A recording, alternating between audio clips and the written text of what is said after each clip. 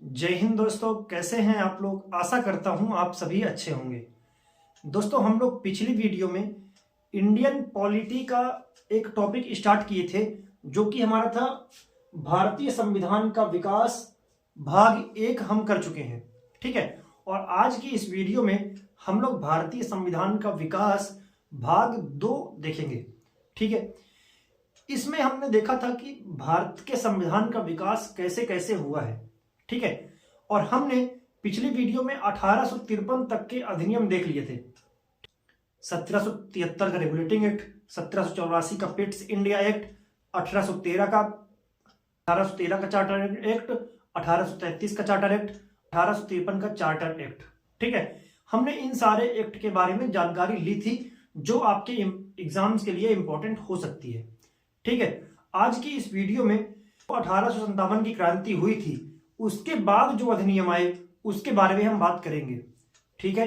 तो अगर आपने पिछला वीडियो नहीं देखा है तो आप चैनल पर जाके डायरेक्ट देख सकते हैं, या तो आपको डिस्क्रिप्शन में लिंक मिल जाएगी, आप वहां से भी देख सकते हैं। ठीक है। तो आइए स्टार्ट करते हैं, है ना। लेकिन अगर आप हमारे चैनल पर नए हैं तो चैनल को सब्सक्राइब कर लीजिए, साथ ही बेल वाला आइकन जरूर दबाइए, ताकि आने वाले वीडियो का नोटिफिकेशन आप तक सबसे पहले पहुंचे। तो आइए स्टार्ट करते हैं। दोस्तों, जैसा कि आपको पता होगा कि जो 1853 का एक्ट आया था, उसके बाद 1857 की क्रांति हुई थी। ठीक है। और 1857 की क्रांति के बाद भारत को ब्रिटिश आधिपत्य के अंतर्गत ले लिया गया।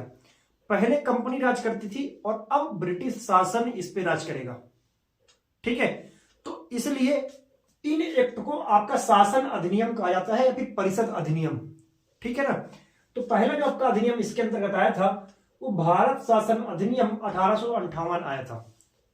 ठीक है। भारत शासन अधिनियम 1858। तो इसमें क्या क्या हुआ था कि जो आपका गवर्नर जनरल था भारत का, ठीक है, भारत का जो गवर्नर जनरल था आपका, उसका नाम बदल के उसका नाम रख दिया गया वायसराय। ठीक है। पहले जो 1773 का एक्ट था उसमें जो बंगाल का गवर्नर था उसको बना दिए थे बंगाल का गवर्नर जनरल, और 1833 में जो बंगाल का गवर्नर जनरल था उसको बना दिए थे भारत का गवर्नर जनरल। ठीक है। 1833 में बंगाल के गवर्नर जनरल को भारत का गवर्नर जनरल बना दिया गया था, और अभी 1858 में जो भारत का गवर्नर जनरल है उसको बना दिया वायसराय। तो इस प्रकार भारत के प्रथम वायसराय ये थे लॉर्ड कैनिंग।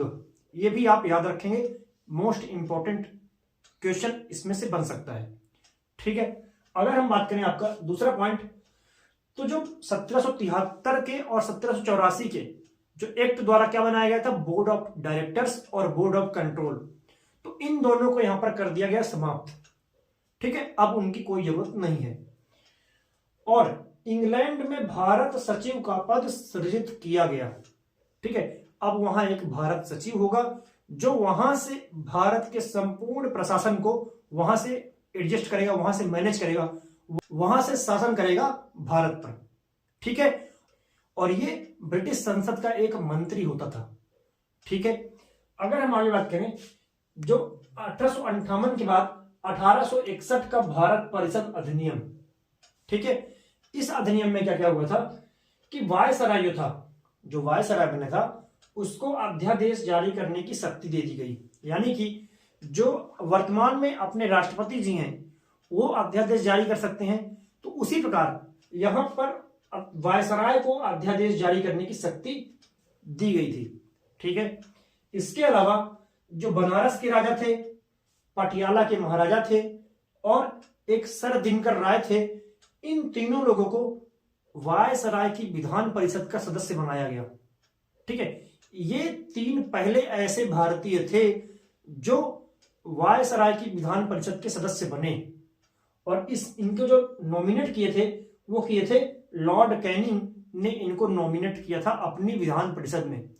जो अपनी विधायिका है, जो अपनी संसद है, उसमें नॉमिनेट किया गया था भारतीय सदस्य को।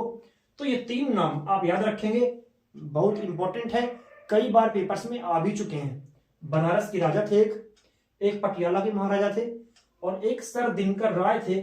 इन तीनों लोगों को यहां पर नॉमिनेट किया गया, मनोनीत किया गया था। कहां पर? वायसराय की विधान परिषद में।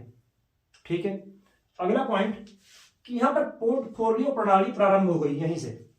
जो 1861 का अधिनियम था इसके द्वारा पोर्टफोलियो प्रणाली प्रारंभ की। यानी कि जो आज की डेट में आप देख सकते हैं कि होम मिनिस्टर अलग होगा, वित्त मंत्री अलग होगा, आपका रक्षा मंत्री अलग होगा, ठीक है। इस प्रकार अलग अलग विभाग के अलग अलग मंत्री, तो वही हो गया कि पोर्टफोलियो प्रणाली प्रारंभ। पोर्टफोलियो मतलब विभागीय प्रणाली आपकी प्रारंभ हो गई थी यहां से, ठीक है। अगला आपका पॉइंट है 1892 का भारत परिषद अधिनियम, ठीक है। 1858 देख लिए, 1861 देख लिए, अब देखिए 1892 का भारत परिषद या भारत शासन अधिनियम। तो इसमें क्या हुआ था कि अप्रत्यक्ष चुनाव प्रणाली यहां से प्रारंभ की गई थी, ठीक है। यहीं से अप्रत्यक्ष चुनाव प्रणाली प्रारंभ हुई थी, ठीक है। इसके अलावा 1909 का भारत परिषद अधिनियम, ठीक है। जो 1909 का भारत परिषद अधिनियम है इसको हम मार्ले मिंटो सुधार भी बोलते हैं। अगर आपसे पूछता है कि मार्ले मिंटो सुधार किस अधिनियम को बोलते हैं तो आपका आंसर होगा 1909 का जो भारत शासन अधिनियम था उसको हम बोलते हैं मार्ले मिंटो सुधार। और मार्ले मिंटो क्या थे? मार्ले थे उस समय कौन? जो भारत सचिव थे ब्रिटेन में, और मिंटो थे यहां के वायसराय भारत के। यानी यही एक प्रकार से दोनों मिलकर शासन करते थे, ठीक है। मिंटो भारत में रहता था वायसराय के रूप में, और मार्ले भारत सचिव के रूप में वहां से इसको निर्देशित करता था, ठीक है। तो मार्ले मिंटो, यहां पर मार्ले हो गए वायसराय, मार्ले हो गए आपके भारत सचिव, और मिंटो हो गए वायसराय, इसलिए इसको मार्ले मिंटो सुधार भी बोलते हैं, ठीक है। अगला पॉइंट है आपका पृथक मुस्लिम निर्वाचन यहां पर प्रारंभ हुआ था।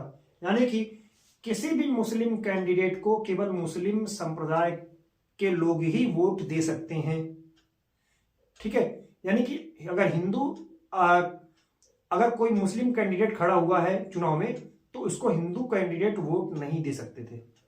तो इस प्रकार यह प्रणाली यहां प्रारंभ हुई थी, और इसीलिए लॉर्ड मिंटो जो वायसराय थे उस समय जब ये लागू हुआ, तो इस समय वायसराय कौन था?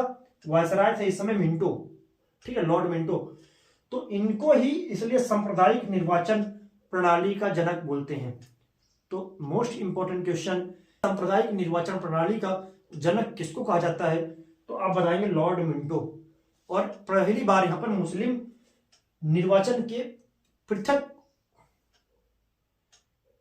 पहली बार यहां पर मुस्लिम निर्वाचन को पृथक किया गया था, ठीक है। अगला है आपका सत्येंद्र प्रसाद सिन्हा। ये नाम आप याद रखेंगे, सत्येंद्र प्रसाद सिन्हा वायसराय कार्यपालिका परिषद के प्रथम भारतीय सदस्य चुने गए थे, ठीक है। एक प्रकार से इनको नॉमिनेट ही किया गया था, है ना। तो वायसराय की जो कार्यपालिका थी, जो आज की कार्यपालिका आप देख सकते हैं, जो प्रधानमंत्री हैं और उनके सारे मिनिस्टर्स जो भी हैं, ठीक है।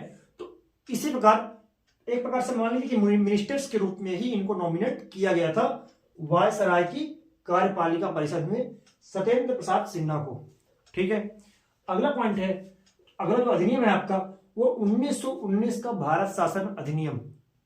इस अधिनियम को मॉन्टेग्यू चेम्सफोर्ड सुधार बोलते हैं। मॉन्टेग्यू थे आपके भारत सचिव, जो नाम पहले है वो भारत सचिव है, और जो बाद में है वो है वायसराय। तो चेम्सफोर्ड थे आपके वायसराय भारत के, ठीक है। अगला पॉइंट है आपका केंद्र में द्विसदनीय व्यवस्था प्रारंभ की गई थी और प्रांत में द्वैध शासन। देखिए जो भारत में अभी केंद्र में द्विसदन है, एक लोकसभा है एक राज्यसभा है, उसी प्रकार यहां पर भी केंद्र में दो सदन बना दिए गए थे, एक लोगों की सदन थी और एक राज्यों का सदन था, ठीक है। तो दो सदन वहीं से प्रारंभ हुआ था आपका 1919 के अधिनियम से, ठीक है। जिसे आज केंद्र में एक लोकसभा है एक राज्यसभा है, दो सदन है ना, उसी प्रकार दो सदन यहीं से प्रारंभ हुए थे। इसके अलावा प्रांतों में द्वैध शासन, प्रांत में द्वैध शासन लाया गया इस प्रकार कि यहां पर जो कुछ विषय थे उनको आरक्षित श्रेणी में रख दिया गया और कुछ विषयों को आपका हस्तांतरित विषय में रख दिया गया, ठीक है। तो इस प्रकार आरक्षित विषय में अलग प्रकार से शासन होता था और हस्तांतरित विषय में अलग प्रकार से यहां पर शासन किया जाता था, ठीक है। तो तो प्रांतों में यहाँ पर द्वैत शासन लागू कर दिया गया था। इसके अलावा केंद्रीय लोक सेवा आयोग का गठन भी किया गया था इसी अधिनियम के द्वारा। जो लोक सेवा आयोग है, जैसे आज की डेट में यूपीएससी है, उसी प्रकार केंद्रीय लोक सेवा आयोग का गठन किया गया था 1919 के भारत शासन अधिनियम से।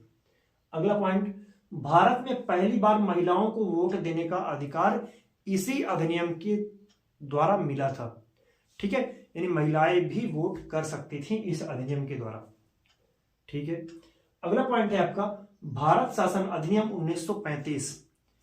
देखिए, हर अधिनियम में केवल इतने ही पॉइंट नहीं है, जो पॉइंट मोस्ट इंपॉर्टेंट, ज्यादा इंपॉर्टेंट है, उनको ही यहां पर जगह दी गई है। ठीक है, बाकी अगर आप पढ़ना चाहें तो यहां पर 2-2 पेज के अधिनियम की लिस्ट आपको मिल जाएगी, आप वहां से पढ़ सकते हैं। लेकिन अगर आप किसी भी वनडे एग्जाम की तैयारी कर रहे हैं तो आपके लिए इतना पर्याप्त होगा। ठीक है, जो भारत शासन अधिनियम 1935 था, उसका जो पहला पॉइंट था कि जो प्रांत में जो द्वैत शासन था उसको यहां पर समाप्त कर दिया गया और उसको स्वायत्त कर दिया गया, और केंद्र में यहां पर द्वैत शासन प्रारंभ कर दिए। यहां पर भी हस्तांतरित विषय और आरक्षित विषय 2 विषय बांट दिए गए थे, 2 विषय यहां पर भी बांट दिए गए थे। ठीक है, आरबीआई जो रिजर्व बैंक ऑफ इंडिया है, उसकी स्थापना भी इसी अधिनियम के द्वारा की गई थी। 10% लोगों को वोट देने का अधिकार मिला था इस अधिनियम के द्वारा। भारत के लगभग 10% लोग इसमें वोट कर सकते थे अब। ठीक है, 1935 के अधिनियम के हिसाब से अब लोग 10% से अधिक लोग वोट करने के लिए एलिजिबल हो गए थे। देखिए, वोट कौन दे सकता था? जिसके पास संपत्ति ज्यादा होती थी, जो जमींदार वगैरह होते थे, वही लोग केवल वोट दे सकते थे। बाकी सारे आम नागरिक यहां पर वोट नहीं दे सकते थे। ठीक है, इसके अलावा संघीय न्यायालय की स्थापना भी की गई थी इसी अधिनियम के द्वारा। ठीक है, जैसे आज अपना उच्चतम न्यायालय है, उसी प्रकार संघीय न्यायालय की स्थापना यहां पर की गई थी। अगला अधिनियम आपका है भारतीय स्वतंत्रता अधिनियम 1947। ये आखिरी अधिनियम था। इस अधिनियम के द्वारा जो भारत और पाकिस्तान 2 राष्ट्रों को बनाया गया। जो भारत था अपना पहले का अखंड भारत, उसमें आपका जो है भारत और पाकिस्तान 2 राष्ट्रों में उसको विभाजित किया गया। इसके अलावा इसी अधिनियम द्वारा बताया गया कि दोनों राष्ट्रों के अलग अलग गवर्नर जनरल होंगे। इसके अलावा वहां पर अंतरिम सरकार चुनी जाएगी। उस सरकार के हिसाब से ही जो गवर्नर जनरल हैं, वही इसी सरकार के हिसाब से जो गवर्नर जनरल या फिर जो वायसराय हैं, वो इसी सरकार के हिसाब से अपने कार्य करेंगे, अपनी मर्जी से निर्णय नहीं ले सकते। तो जो जवाहरलाल नेहरू के नेतृत्व में सरकार गठित की गई थी, उसकी सिफारिश की, उसकी निर्देश के अनुसार ही वायसराय या फिर जो आपके गवर्नर जनरल हैं वो शासन करेंगे। ठीक है, या उसी के हिसाब से वो नियम बनाएंगे। तो इस प्रकार इस अधिनियम में कुछ इस प्रकार के पॉइंट थे। ठीक है, तो आशा करता हूं कि ये कंप्लीट जानकारी आपको समझ में आई होगी। अगर आपको इससे जुड़ा कोई डाउट है तो आप कमेंट में पूछ सकते हैं। आशा करता हूं कि वीडियो पसंद आया होगा। अगर आपको वीडियो पसंद आता है तो वीडियो को लाइक करें, शेयर करें और चैनल को सब्सक्राइब करें। साथ ही बेल वाला आइकन जरूर दबाइए ताकि आने वाले वीडियो का नोटिफिकेशन आप तक सबसे पहले पहुंचे। धन्यवाद।